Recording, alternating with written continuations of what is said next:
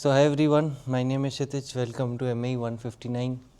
This is where all of your knowledge from aerodynamics, propulsion, structures and controls will come into play. We will start with aerodynamics. Why will we start with aerodynamics? That will come up in a bit. Then we'll probably move on to propulsion. Then we'll finally move on to structures. Then we'll do a little bit of control, and when you design an aircraft you will realize that you'll have to come back to t equals to 0 a lot of times. It's a loopy process. So let's get started. So in today's discussion session, I'll be going briefly over logistics, digitization of data, some coding basics, and we'll get to table query and surrogate modeling at the end. So for the logistics, my office is in 134B ELF. There are no fixed appointments, like there are no fixed times for office hours because this is a course based project.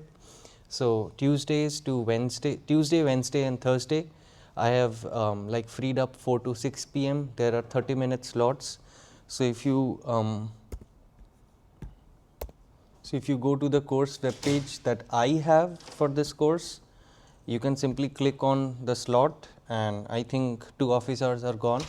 So 2 people booked it, so you can book it with your own friends, like preferably with your group of friends if you all have the similar kind of problem.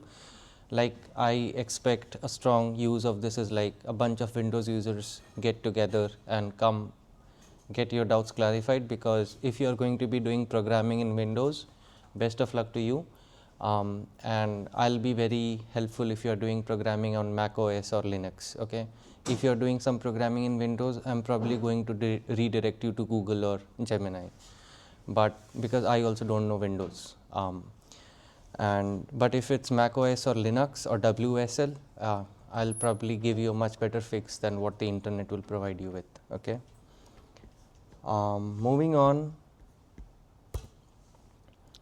So whenever you have a doubt, it's irrespective whether it's related to the concepts of the course itself or whether to programming, you can just book an office hours, come talk to me.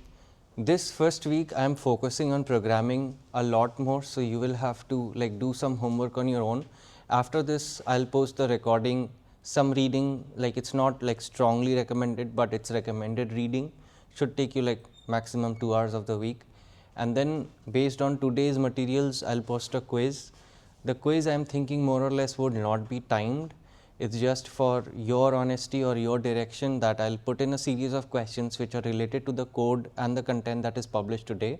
I want you to go home, play with it, and then try to answer the questions in the quiz.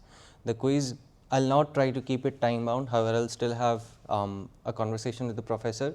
But please understand that the objective of the quiz is that I can't cover everything in 50 minutes that you really need to be on a comfortable footing by week 2. So I expect you to do some of the homeworks, and I'll tell you how do you use AI today. Okay, how do you use AI for learning? Like why am I including AI as a part of this thing? And since you all have UCI IDs, I would suggest to go get the Gemini plan, which is best for students, and it's good for both articulating and organizing your thoughts as well as code. Okay. Now let's move forward. So we'll do a little bit of hands-on practice on web plot digitization. Like this is just a small skill that you need from time to time. Like when you have an old graph and you want to get the data out of it, how do you digitize that data? So let's head over to web plot digitizer. So this is web plot digitizer, and if you simply, you'll have to create an account. It's you create an account anywhere these days. So you're going to create an account, and this will be the first landing page on web plot digitizer. Now it asks for a picture. So obviously we need to upload the graph. So I'm going to upload figure 1B, and I'm going to click on calibrate. Okay. So what does calibrate mean? What does calibrate do? So look at the UI here. We have a pointer somewhere here, and you will see the close-up of the pointer on the top right corner, right? So we are going to mark 4 points now: x1, x2, y1, y2. x1 stands for the start of the x-axis, x2 for the end of the x-axis, y1 for the start of the y-axis, y2 for the end of the y-axis. And all you need to do is pretty straightforward. You go and look for the start of the x-axis, you align the crosshairs with this, you hit click, you put point x1 there. Next would be S2, x2, so you go ahead and click x2 there. Then for y1, this is my y1, and then did I mark y1? Yeah, and then this is my y2. And now we come back on the right, and now we need to tell the computer. The computer does not know anything, you don't tell it. Keep it in your mind whenever you're writing a program. If something is not working, your fault, okay? You have not told the computer what to do, so get frustrated on yourself. Next, now we need to tell the computer that, you know, what kind of graph this is. So sometimes you might have seen graphs like, okay, this is a normal graph, everything is linearly spaced, so it's linear. But sometimes you'll have graphs which are logarithmically spaced, where the exponents are linearly spaced, as in like the first one might be 10 to the power 0, then 10 to the power 1, 10 to the power 2, 10 to the power 3, so on and so forth. So the exponents are linearly placed, but the actual numbers are growing by a multiple of 10. So that's called a logarithmically spaced line, or a logarithmically spaced axis. If you had like things like this 0.68, 0.7, 0.72, these are linearly spaced values, okay? So if the values themselves are linearly spaced, it's called a linear axis. If the exponents are linearly spaced, then it's called a logarithmic axis. So you are going to the drop down menu here, and you are going to choose linear. The other option is log. We are not going to choose log. And then point x1 is at 0.68, so you are going to manually enter that. Point x2 is at 0.88. Point y1 is at 0.08, and point y2 is at 0.2. Perfect. Now there is an option called skip rotation correction. We are always going to use that because I have tried using it. There are some graphs which are a little bit rotated, so I would suggest that go and take the screenshot properly and rather rotate it properly horizontally, because this part of the code doesn't work very well on this application. So rotation correction means, like if you decided to, you know, put a rotated graph and you mark x1, y1, then the computer needs to rotate it back and put it horizontally so that we can get the data properly. But we will try to not bank on this algorithm for this. And we go ahead and click calibrate, okay? So what does calibration do here? The calibration basically, first step is over. Now I had, the computer only sees a bunch of pixels, a 2D array of pixels, okay? It doesn't know what is mark, I mean, no, like for the computer to be able to know that it's marked divergence number, it needs to do a 3-year undergraduate degree, which the computer has not done, but you have done, okay? So you know the meaning of the graph. Think from the perspective of the computer as well. The computer does not know what this is, it just knows that it's an image. We placed 4 points that helped it calibrate x and y axis locations, okay? So now the computer has the capability to associate the position of each pixel on the image with an xy location. And then what is the next thing we are going to do? Let's say I choose this line, okay? I want to extract the data for average to chord ratio versus marked divergence number, but for sweep 35 degrees. So how do I do that? I am going to create a mask, okay? So what is mask? Mask is basically just like the mask you put on your face. So if you put a mask, a part of your face gets covered, okay? So same thing here, we are going to choose pen and we are going to create a mask for this. So as you can see the close up of the cursor up there in the right corner. You are going to trace this as closely as possible. You don't have to be like excellent at it, but it's just rough work. Keep the pen width as less as possible so that you trace it just over the line. Oh, I messed it up a little bit. Let me erase this thing. So if you do it wrong, you can erase it, okay? An even better thing that I realized in the last hour when I was not teaching the other people, I'll just put it up here. So now if you go and choose, you have to choose the foreground color. So the foreground color is going to be all black, okay? Our graph line is black. If it had been blue, you would tell it like choose a blue color. Once I have identified, I have created the mask and I have identified the foreground color, I am going to click on run. Okay. And what did this do? What did this do? It sampled the x axis for every 10 pixels and the y axis for every 10 pixels and then gave you the data points along that line. But do you see a problem here now? The problem is that because the computer does not know that it's supposed to fit on a line, there can be no errors. The computer just knew that you created a mask. It was supposed to look for black colors, and whichever color was like closest to the black, it simply selected those points over a window of 10 pixels. Okay? And obviously, like you can see, there are outlier points. So rather than doing this, I'll go ahead and erase all. I'll take the pen and I'll find some and I'll make some small patches rather than the entire line. So I'm going to select some very small patches. So these are the places where the identification was very clear. We had no outlier points. And now I'm going to reduce this, or let's keep it to 10. And now I run again. Okay. So now I have a better set of points which lie on the trend line exactly. Okay. So this way you can create or extract data. Now how do you download this? So you go ahead on the left side, click on view data, and you can see that it simply knows variables x and y. It doesn't know what's on the x axis, what's on the y axis. All it's telling you is that the first column is the value of x points and the corresponding y values are in the second column. That's the only thing that the computer knows. What you know on top of that is that the x value represents the mark divergence number and the y axis values represent the thickness to chord ratio number. Okay? Always keep these things in your mind. Now you can download it as a CSV file. I'll just tell you in a moment what CSV file is, so don't worry about it. So let's download the CSV file and I'll call this figure 1b copy 2 because I already have one.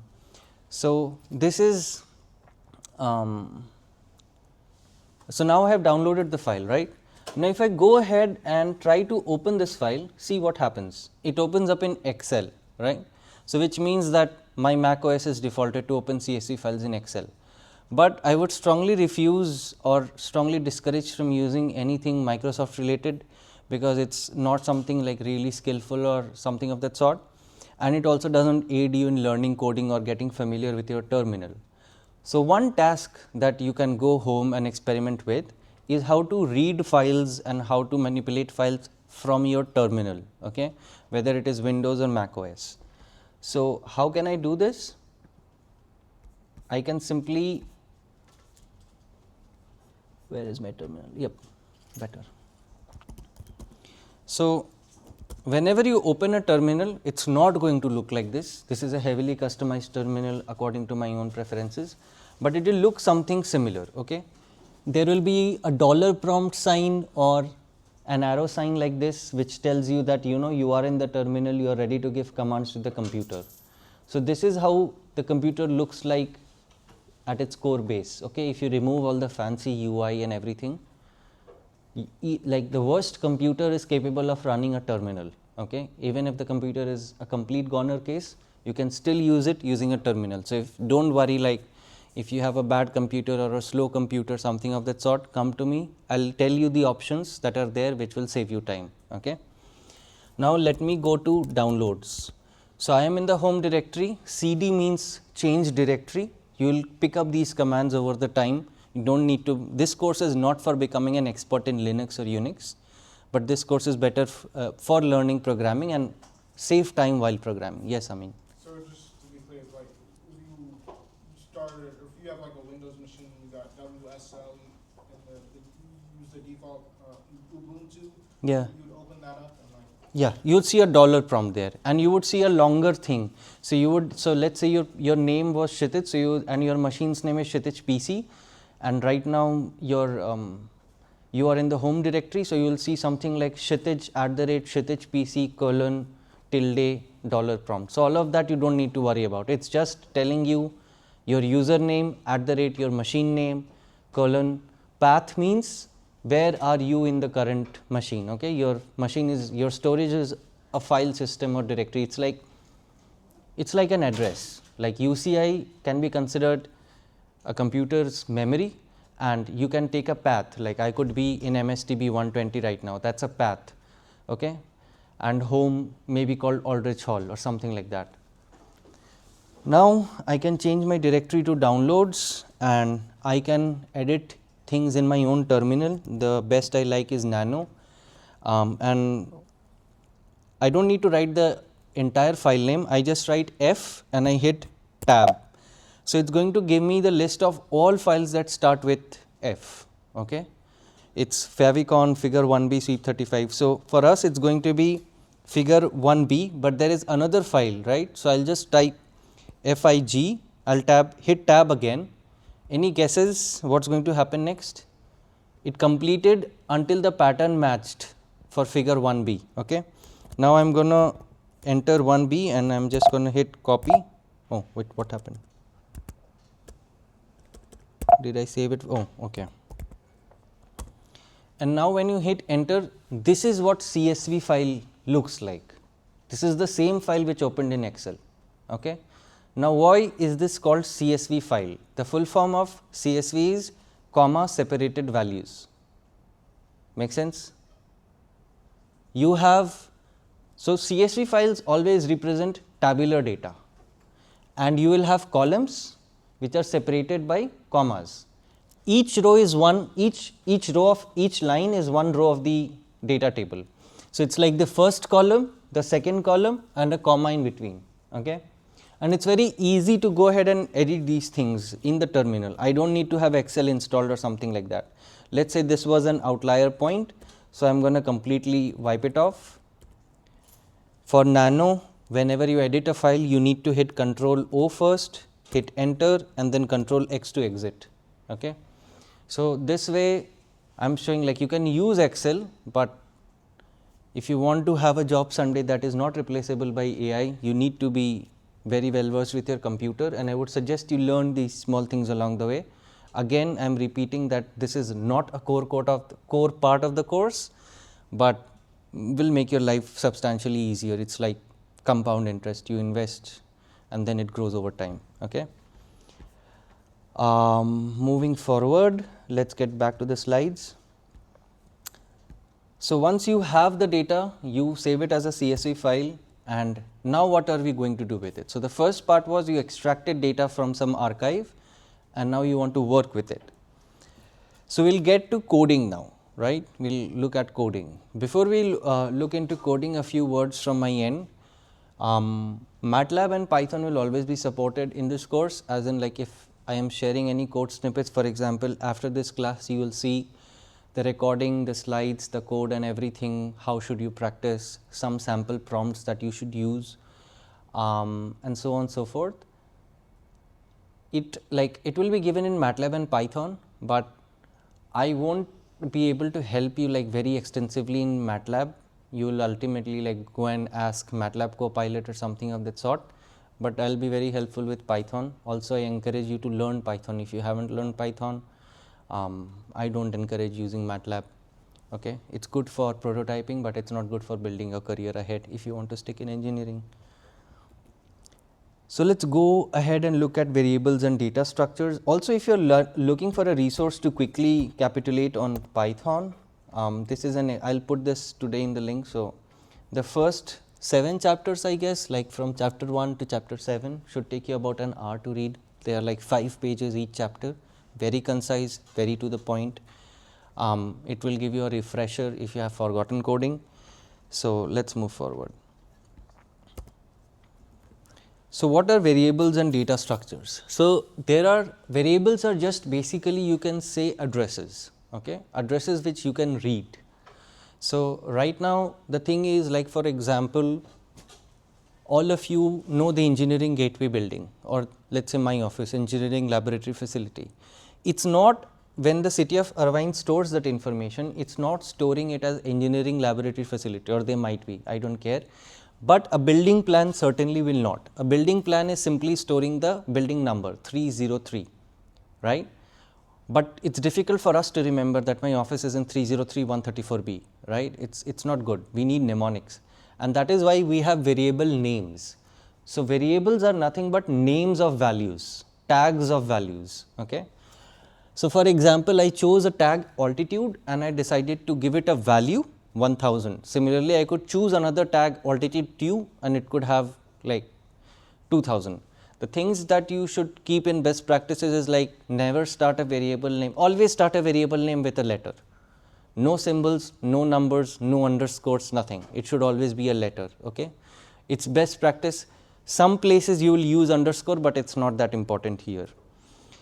The second thing that is important that you need to learn in this course is multidimensional variables or multidimensional storage classes. Okay. So, like for example, if I ask you to store one value, it's 10, it's a scalar. But if you had an array of numbers 10, 20, 30, 40, it's a one dimensional array.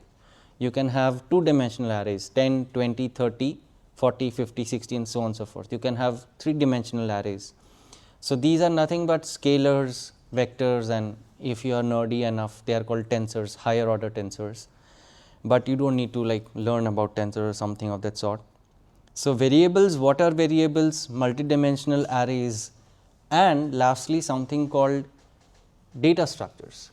So, you see a difference between like altitude defined there and something called aircraft dot weight. So, here weight is a variable, aircraft is also a variable, but the aircraft represents a bigger data structure, it represents an entity, and when you put in a dot, it is like of aircraft, okay? Weight of aircraft, that is how you read it. So, weight is the variable containing the value 50,000, but weight is the child of aircraft. Okay? This weight is the child of aircraft. Until and unless you have information for aircraft, you can't like until and unless you have the aircraft, you can't assign its weight. Okay?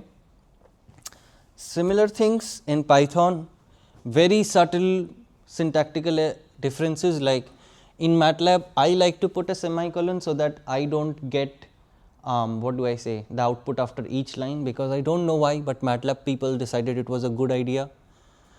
In Python, you do not need to do that. Okay? And also here is a very stark difference that I feel is very important to mention, and that is like in MATLAB you have to work a lot to create your own data structures, like you will have to define, there are ways, but in Python it comes pre-built with a lot of good nice data structures. For example, this is a dictionary. Okay? So, dictionary is a data structure. Data structure is any structure stored like used to store data. Okay? Sorry for that. Aircraft is a dictionary of its own properties. So, like you have a dictionary, all the words in the dictionary are distinct. If one word has two different meanings, it is going to be mentioned with the same word. Okay? It is going to be like has multiple meanings as a verb, as a noun, as an adjective, so on and so forth. But the word is unique, you do not repeat the word twice in a dictionary. Same thing here, you have weight, you can't define another weight for the aircraft. So, these are called keys or words, okay? And these are always unique. And now these can store more data, like this can have either 50,000 or it can have other options.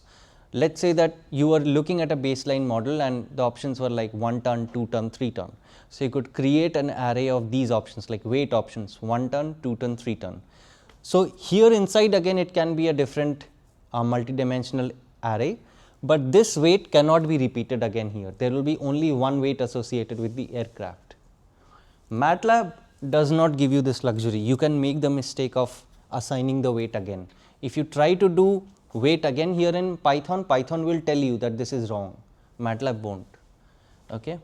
So, keep this in mind. Next comes branch statements, not something like really difficult. If else statements, like if a condition matches, do this, if it does not match, do something else. If you do not write these else statements, it is simply going to continue execution by ignoring the if block. So, this is like one block. Okay? If is the conditional, then you have a condition mark less than 0.3. If this is satisfied, the region will be classified as incompressible. If not, go and look for the next conditional. Okay, there is a conditional, else if, oh shoot,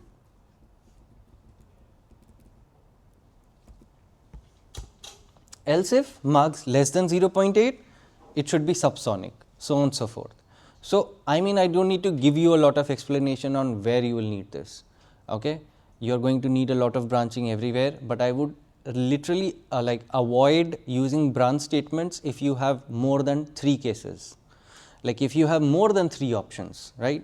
If this, then use branch. If you have more than 3 options, like to a certain situation, like you could have 6 options, like let us say you are trying to choose fuselage design. So, cross section, so it could be a circle, a rectangle with rounded corners, trapezoidal, whatever. So, there could be multiple options. So, rather than that, rather than using like if this, if that 7 branching statements, we will use loops, which we will look at next. But if you have smaller statements, like smaller conditional cases, I strongly suggest that you just stick to branching. And yeah, MATLAB and Python codes you can go and examine later. By the way, these slides will be up in an hour or so, so do not worry about it. Then comes loops. So, loops is like, first of all, before getting into loops, you need to understand the idea of an iterator. Okay? Iterator is like looping can always happen over something that is one dimensional, at least one dimensional. Okay? It needs to be a set of items over which you are looping. Looping means same instruction, same work, different kinds of values. Okay? Like for example, you went to get ice cream here at Albertsons. What's the place called? Saffron's, yeah. So, always I like to get free samples. So, I will loop over 7 ice cream samples, finally settling down on nothing probably. And then you move on, once loops are done, you move on to functions. I mean until now loops, branch statements, those are like elementary things. These are the 2 major concepts here, functions and next will be object oriented programming. So, what are functions? Now, here it is very important that you go ahead and recall or read that book, because I am going to tell you how do you use AI. Okay? So, when you use AI, how do you make the most efficient use of AI is when you know how to read code, when you understand the concepts behind code, the basic concepts. For example, this entire line here, okay, this entire line here, oh my god, okay, function ws equals wing loading, so on so forth, the entire line 1, line 2 is called a function signature. Okay. A function signature will have the keyword function in MATLAB, and in Python the keyword is def, define, short for define. Okay. So, what does a keyword do? A keyword is basically telling the computer that this is not a variable, this is not a data structure, this is the definition of a process. Okay. This is going to take some variables, this is going to take some data structures, cook something and then spit something out. Okay. How do you put it in more formal terms? Because if you go to an AI and tell that I want to create a process which takes in some variables, cooks something and puts on some variables, it is not going to give you a good answer. But if you tell it that I want to write a function named wing loading, so the function name is wing loading, which takes input variables weight and area. So, whatever appears inside of the parenthesis after the function name are the inputs, and in MATLAB you define the output variable right in the function signature, but in Python you do not need to. In Python the return statements tell that what will go out of the function. Okay. So, functions are like basically small units of code which you feed in anything, like you have to repeat some task. Let us say that you wanted to go ahead and calculate the lift for a range of surface areas. So, you will create a function which takes in what as inputs? Coefficient of lift CL, density, surface area, blah blah. The function name could be anything, calculate lift, and the output is going to be lift, right. And then you are going to write a loop which loops over all the surface area values, feeds in or calls the function every time, gets the lift and stores it. Okay. Lot of you are out of programming, out of touch with programming, can see from your faces. Yeah. So yeah, use this week to get in touch. It's not very difficult. I mean, like, it's not very difficult. Don't make it a big deal in your minds. You can think of programming as like short note taking. Like, always remember, as I told you, that a computer is a very dumb machine. It'll only do what you ask it to do. Okay, so always remember that. Now here is something called object oriented programming. Before I move on to object oriented programming, let's do a thought experiment. Okay, what would you like? What would it require to call a room in a house a kitchen? You would need a stove, first of all. Okay, you should have a chimney, you should have a wash basin and some storage cabinets. That's more than enough to call it a kitchen, right? We all agree on this baseline definition, that this object with stove, with chimneys, with wash basins and everything else is a kitchen. But when you make a kitchen or when you build a kitchen, you just don't put these things. You also put in sockets at the right place, right? You will put 2 sockets beside the stove on either side. You will put a socket near the wash basin. You will put a socket over the cabinets. You will put a socket where the space for the refrigerator is supposed to be. Why do you leave these sockets? Or why do we build these sockets? Because, you know, the first day that I am going to move into that house, yeah, probably I am going to cook, but I am not going to bring my waffle maker, my microwave, my refrigerator all at once together, right? I'm going to bring them in as I earn more money, and you know, they'll become a part of the system. But there needs to be a place where you can simply plug in and plug out. And why is the plug out part important? Because come on, like, I am coming to this class at 7 and I am heating a coffee at 6:45, my microwave blows up. Like, I shouldn't be home to fix my entire kitchen, okay? Although I'd love to, but you should be simply able to pull out the microwave, and the kitchen should keep working as it is, and then you can go and look for another microwave, come back, plug it back in. You do the same thing with programming. In this course, you are going to write a design code. Okay? The design code is going to evolve over time. The design code should be able to, what do you say, produce the basic minimum output, as in, like, you know, we are at this stage. We are doing aerodynamics right now, we are doing propulsions right now, we are looking at the structural variables right now, we are looking at the controls variable right now. So the main program is going to build itself over time. Its objective is to come up with an aircraft design. But on day 1, you can't code up all the 4 modules, you can't code up all the aerodynamic variables, you can't code up all the propulsion variables. So you need to create these sockets in your main program, right, where you can include or call functions. So let's say if I had an analogy, then let's say microwave is the most important thing for me. For the course, it's going to be aerodynamics module. The first thing that you're going to code in is a function for the aerodynamics module that's going to take in certain values and give you back the lift, drag, moment, so on and so forth. Then you'll be like, okay, I'm done with aerodynamics, let's go and look at the engines, right? And now is a good time to recall, like, why did I say that the first thing that we should look at is aerodynamics, like module or aerodynamics formula. What do you think, like, if someone comes to you, make this aircraft for me, which is supposed to do so on and so forth. So just like in the case of a kitchen, what is the baseline thing that an aircraft must be able to do? Fly. Excellent. And for that, what should be able to do? What it should be able to do? Generate lift. Yes. So what is the first component of the aircraft that you will look at? The wing. Wings. So once you have a weight target, once you have a payload target, the first thing that you are going to do is go ahead and determine what should be your wing sizing, what should be my aspect ratio, what should be my wingspan, what should be the taper ratio, what should be the, if there is a twist angle, what else am I missing? Lambda is taper ratio, sweep, yes, sweep, etc. So all the geometrical parameters of the wing, you will get a rough estimate of where should those values lie, right? You won't be exactly able to pinpoint, okay, the customer asked me this and today I came up with the exact wing design. That is not how an aircraft is designed. So you will write a function which is going to take in certain values, and it's going to tell you that, you know, if this aircraft has to fly, first of all, if you want to call this a flying machine, the values need to be in this range. Then once that's done, those inputs will go into the propulsion module or the structure module. So, you will go ahead and code up the propulsion and the structure module.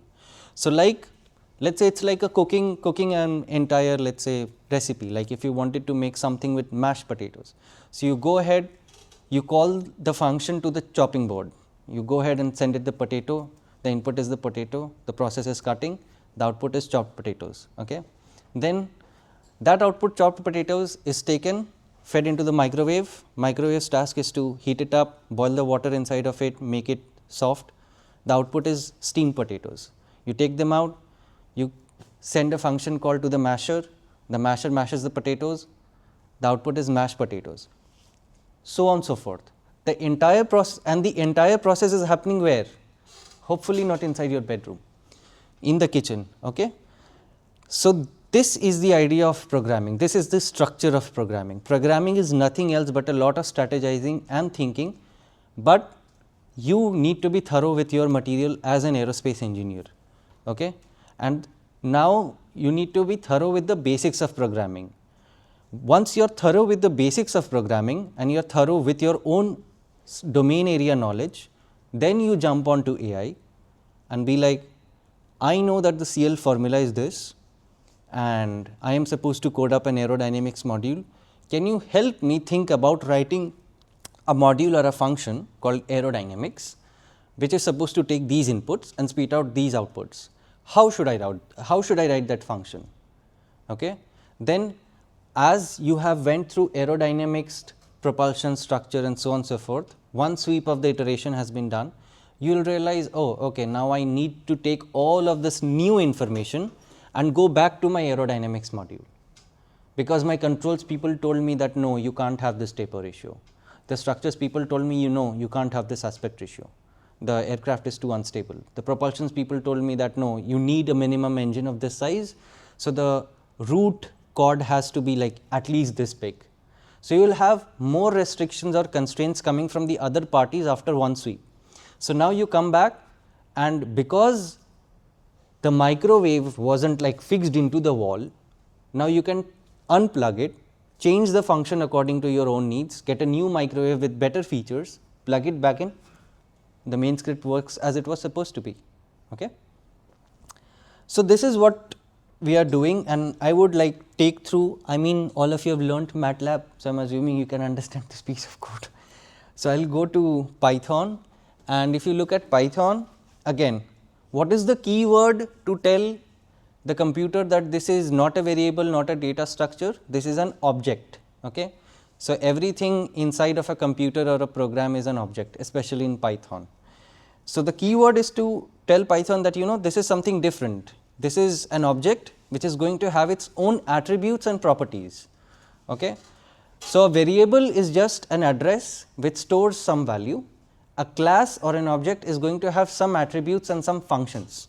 Like for example, if I were a class, so you would go ahead and write class Kshitij, then what is the next thing? Since it has a def keyword, what is it? It is a function. Okay? We are defining a function, and this function has a special name. So, I told you that never start function names or variables with underscores or anything.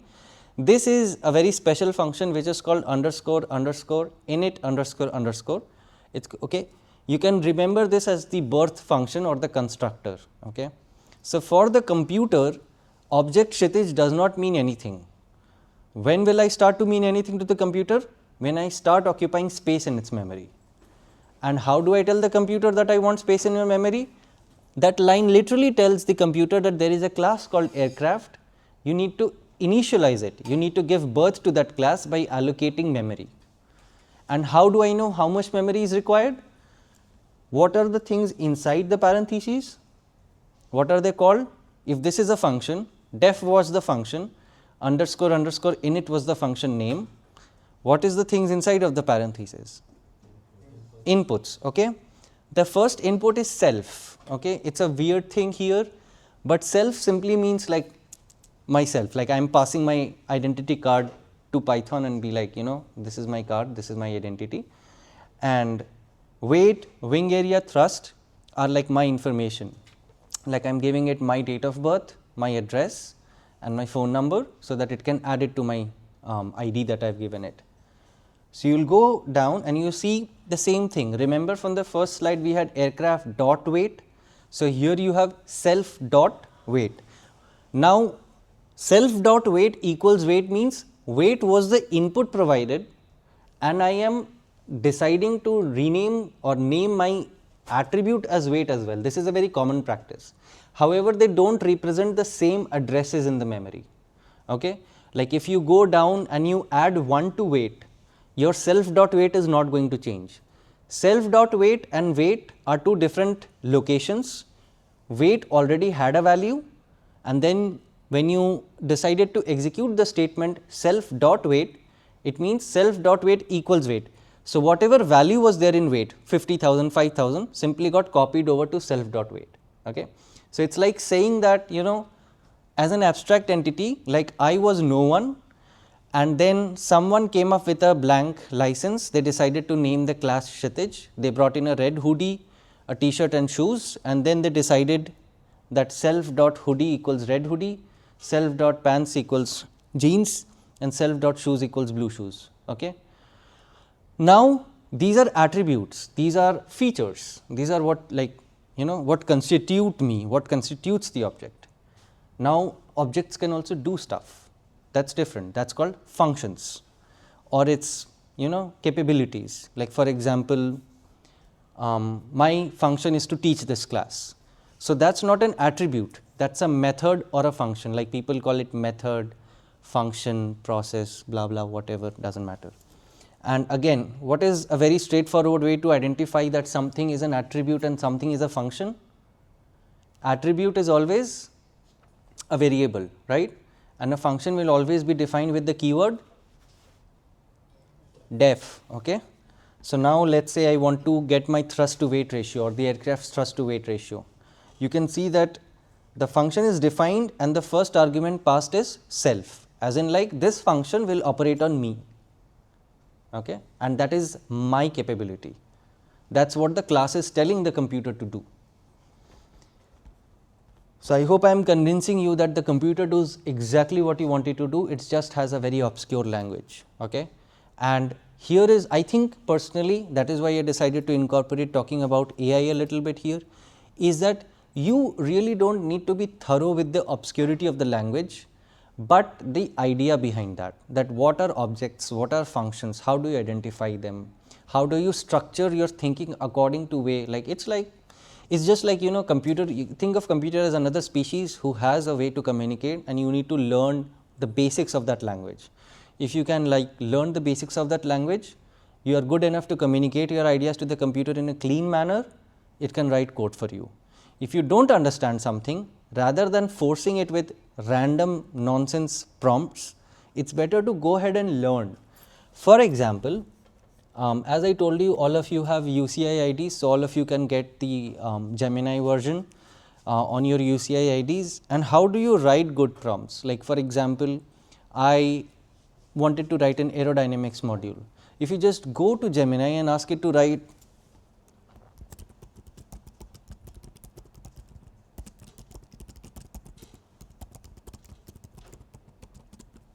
let us see what it spits out. Okay. So, it spits out a lot of information that I really do not want and it is completely irrelevant, because Gemini has not understood or ever experienced or conceptualized these ideas. All it is doing is going through the internet, looking for similar words, creating or coming up with a metric to see how far apart two words or two vectors are, and it assumes if they are close enough, they must be related. That is how most of the stuff works, but when you are in engineering, you can't depend on that, you need to be certain. Okay? People will be boarding this, so take this seriously. Now, there is a different way to write this prompt. Okay?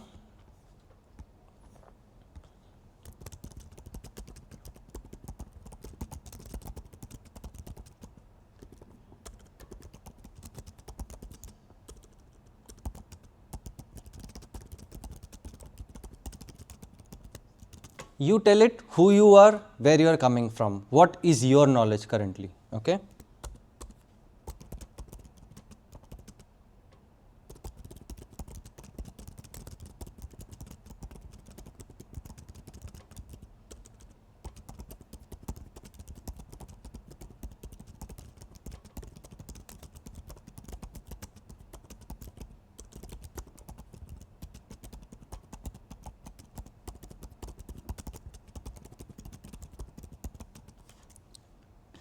Should be able to look past these. And then you explicitly give it. Do you see the difference in the kind of response you get? Okay. You get more objective stuff when you ask for more objectivity. And let me tell you that this thing is only, again, it's a computer, it's only doing what it is, what you are asking it to do. If you ask it more narrow basic questions, you will get much better understanding. So, the thing that has helped me the most is when you find a topic that is difficult to understand, you are quite not getting the grasp of it, make a short note with your hand, like, I am not able to recall these formulas from high speed aerodynamics for supersonic flight, and then write down small questions that, okay, I read through this and now I have these 3 small questions that why am I using potential flow theory solutions for high Mach number solutions, how is that mathematically related, and ask it to give precise answers. This way it is much more faster for you to recall. But on the other side, it is very easy to slip out and be like, this is the homework problem statement that my instructor and teaching assistant have given, please design a code for that. Remember that there is going to be an oral component at the end of the course, and I have been programming for the past 8 years and I have been using AI since ChatGPT 1 came out. So, I will know, and also in your interest, if you are engineers, your jobs are at the highest risk of being replaced by automated systems. Take it as an early warning, but you need to learn, if you want to stick in engineering, you need to learn the concepts and be able to communicate them to the computer rather than the computer writing the entire code. So, go ahead, mark your concepts, come up with the structure of the program, take help of AI for structurizing your program, then go ahead and implement each of the bit piece by piece. And you must read the code, you must understand. If you read code, it is like the AI writes the code for you, the least you can do is read it, and that reading will be much more beneficial to you than you realize. You will start thinking in terms of functions, you will start thinking in terms of objects. That obviously puts you at a better advantage, like when you are applying for a job or when you are actually working out there in the field. Okay. Pep talk aside, so we are done with OOPS. We don't, I will extend the class by like 5 minutes, so give me 10 more minutes. So, finally, after digitizing and going through coding basics, you will come across something called table query versus surrogate modeling. So, I have left the code in here, I will not have the time to cover it, but let me just give you a refresher of this concept. So, we have a data we want to archive, digitize, an archived piece of data we want to digitize. How can we extract information from that? So, let us look at a few cases, as in, just for the sake of it, you can see that the image on this side is pretty clear, the image on this side is pretty hazy. So, as you know that it will be difficult to get accurate information for the low sweep angles, and it will be much easier to get the accurate information for 35 or 40. So, how do you deal with getting more accurate data when you have different kinds of quality of images? So, one method is called table query. Table query is like you literally just extract the data and then go ahead and look for the nearest data points. For example, I wanted to find out that what would be the thickness to chord ratio when my Mach divergence number is some 0.85 at 35. Okay. So, now what I am going to do, what my table query algorithm does is, okay, the user asked for something 0.85, I am going to look through the entire range of x values and see that which 2 points does it lie between. So, it will go ahead and find out, okay, we have a data point for 0.8433 and we have a data point for 0.8578.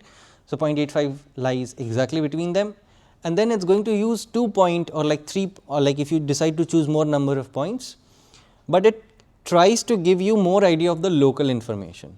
Okay, it tries to get the answer as correct locally, like looking around that value.